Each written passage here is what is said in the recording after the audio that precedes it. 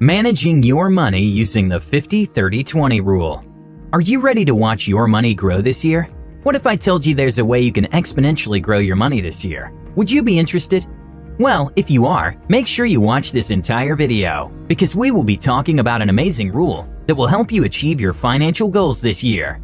Today, we're talking about the 50-30-20 budget rule. I know you've probably heard or maybe come across this rule before, and you might even know a thing or two about this rule. But in today's video, we will explain exactly what this budget rule means, how to use the rule, and what not to do so that you can meet your financial goals.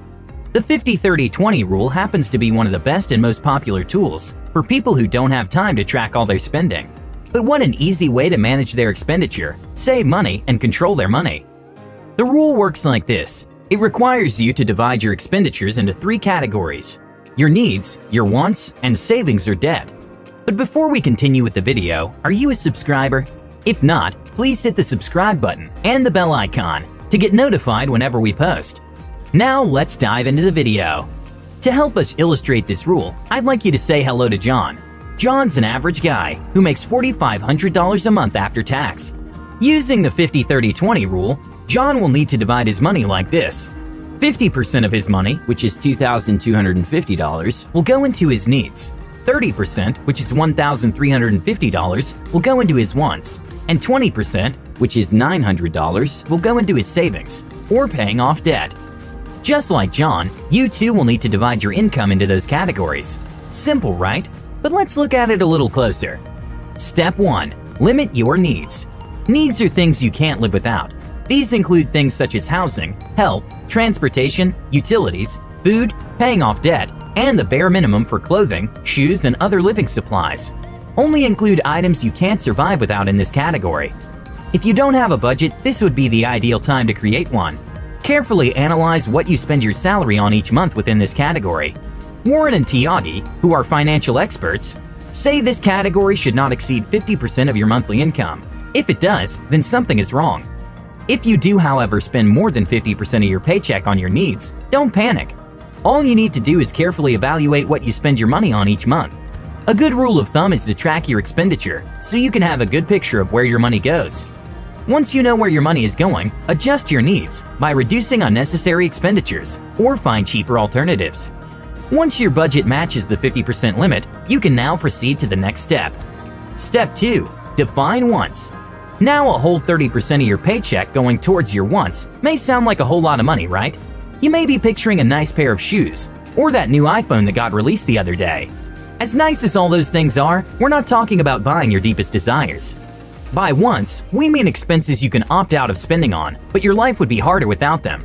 I'm not sure your life will be any harder without that new phone, but you might find it hard to communicate without a mobile data plan.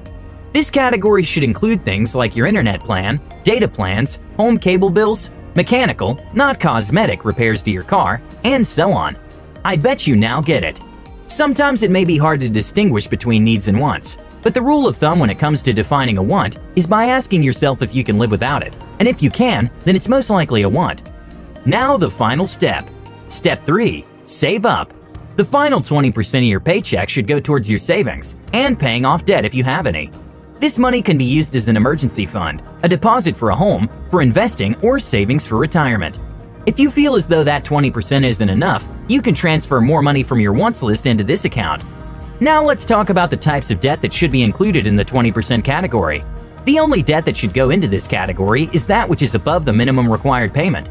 For example, additional credit card payments or extra payments on mortgage to clear your debts faster should go into this category.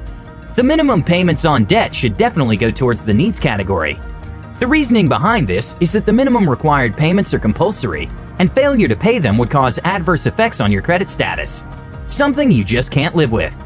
The 50-30-20 rule is great because it helps you track your expenditure easily. Having just 3 categories creates a structure that is easy to follow and helps one to focus and manage money better.